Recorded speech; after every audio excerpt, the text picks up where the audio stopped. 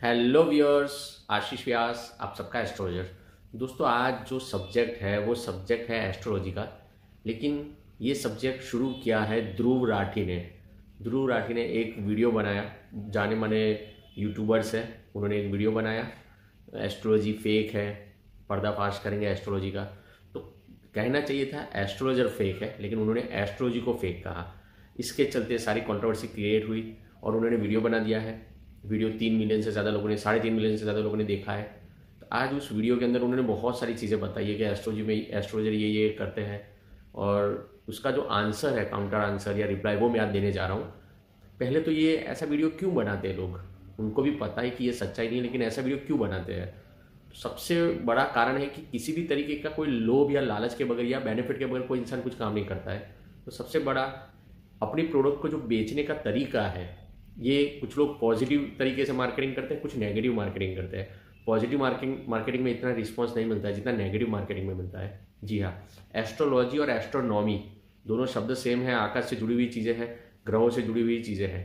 तो यहाँ उन्होंने बताया कि आप एस्ट्रोलॉजी को मत पढ़िए, एस्ट्रोनॉमी को देखिए, और अगर आपको एस्ट्रोनॉमी को पढ़ना है तो ये 2 बुक है, और ये 2 बुक ये पर्टिकुलर एप्लीकेशन पे जाकर आप सुन सकते हो, और इसके लिए वो एप्लीकेशन वाले इनको पैसे दे रहे हैं। तो इन्होंने पहले तो ये एक सब्जेक्ट पूरा बनाया नेगेटिव, जिसके ऊपर उन्होंने पूरा बोला, और उसके बाद उन्होंने डिक्लेयर किया कि ये चीज़ को मत पढ़िए, इसको पढ़िए। तो एंड में बिजनेस ही करना है, लेकिन किसी की बुराई करके बिजनेस करना है।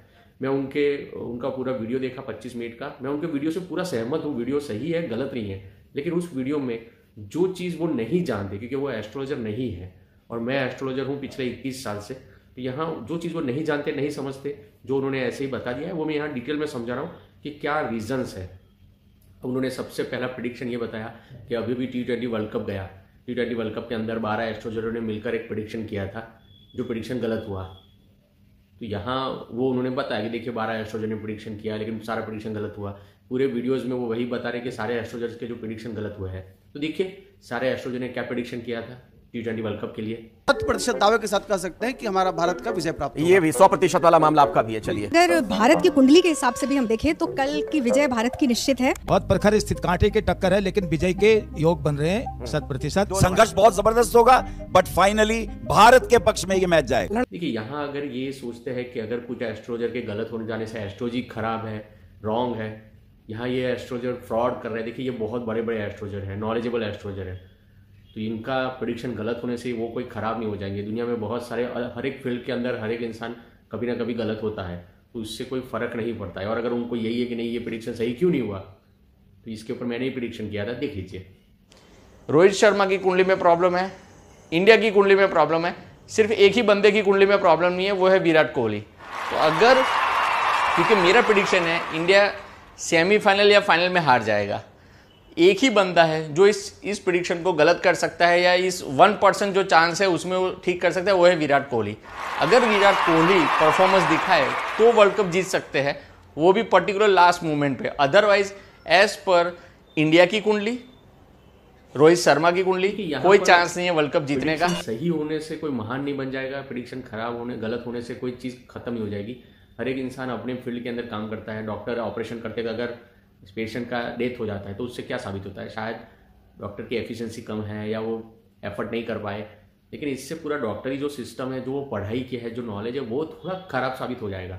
एस्ट्रोलॉजर गलत हो सकते हैं, एस्ट्रोलॉजी गलत कभी नहीं हो सकता, क्योंकि हज़ारों साल पुरानी मेथड है।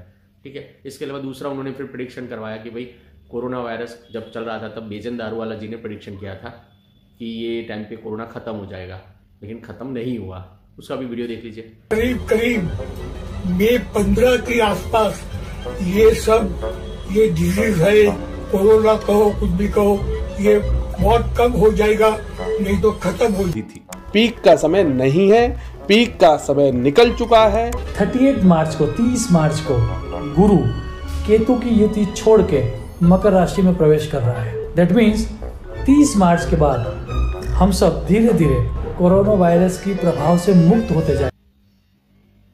देखिए ये जो सभी एस्ट्रोलॉजर्स हैं ना, बड़े बड़े एस्ट्रोलॉजर्स हैं, ये कोई पोगा पंडित टाइप या फ्रॉड एस्ट्रोलॉजर्स नहीं है, जेन्युइन एस्ट्रोलॉजर्स है। और बेजन दारूवाला जी के बारे में ये उल्टा सीधा बोल रहे हैं। ये मिलेनियम एस्ट्रोलॉजर का इनको अवार्ड मिला है। पूरी दुनिया के जो 1000 एस्ट्रोलॉजर है उनमें से ये एक है। इनके पूरे प्रिडिक्शन आप देखिए साइड में, पूरे प्रिडिक्शन देखिए। ये एक सामान्य एक जस्ट एग्जांपल दे रहा हूँ, ये इनके प्रिडिक्शंस है। और उसके बाद उनको जो अवार्ड्स मिले हैं इंडिया में नहीं, वर्ल्ड वाइड भी उनको अवार्ड्स मिले हैं। और ये कोई छोटी मोटी हस्ती नहीं है, इनका काम बहुत बड़ा है। तो आज मेरा कोई प्रिडिक्शन सही हो गया, उनका गलत हो गया, तो उससे मैं बड़ा नहीं होने वाला हूँ। तो ना तो कोई इनको ब्लेम करना चाहिए।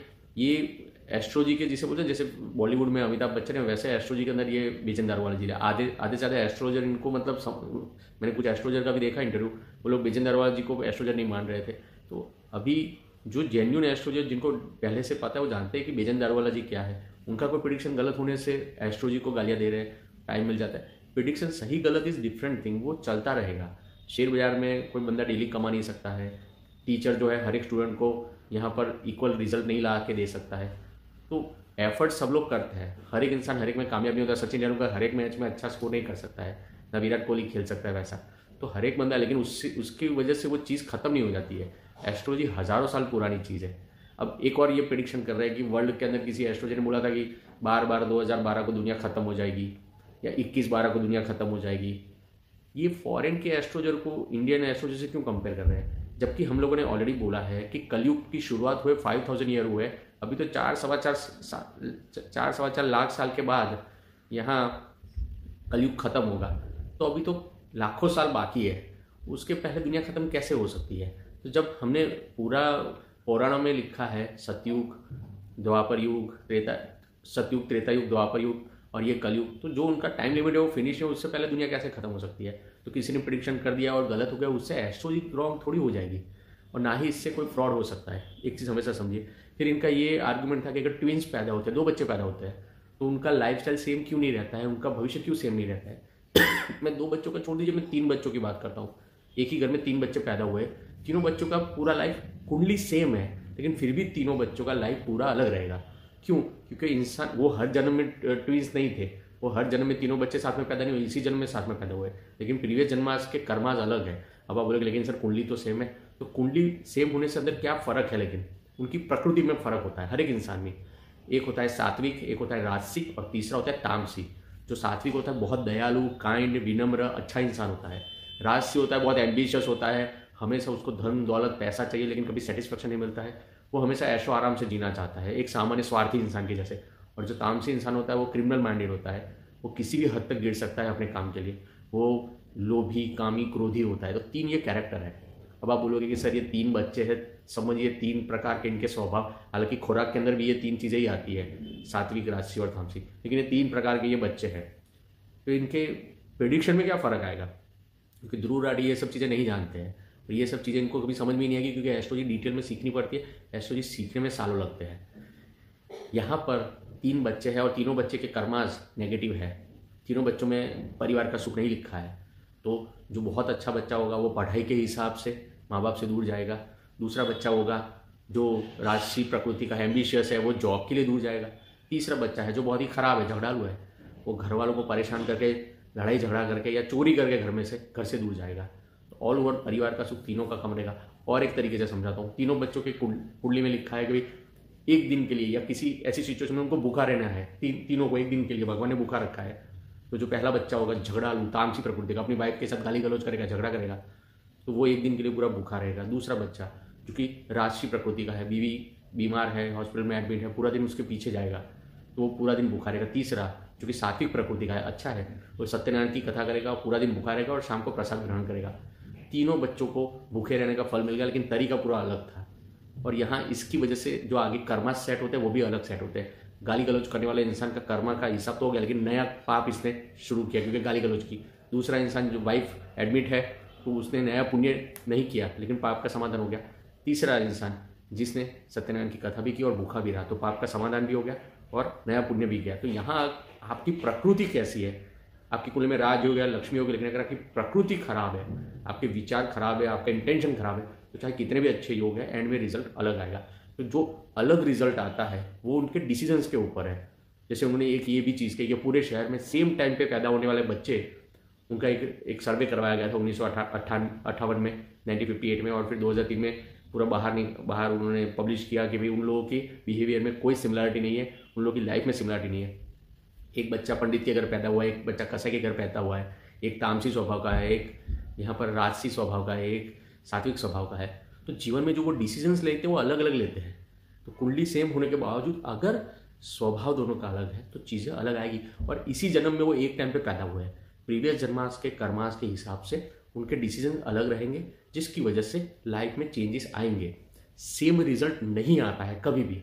जैसे हाथों के अंगूठों के अंदर जो ये जो अंदर जो डिज़ाइन होती है वो किसी की सेम नहीं होती है, ट्विंस की भी सेम नहीं होती है। उसी तरह जो उनका नसीब है, दोनों पैसे वाले होंगे, लेकिन वो कैसे होंगे वो उनके कर्मास डिसाइड करते हैं और वो उनका स्वभाव डिसाइड करता है, जो राजसी है, तामसी है, सात्विक है। तो यहाँ इस तरीके से प्रेडिक्शन नहीं होता है कि एक साथ पैदा हो तो सेम ही होंगे।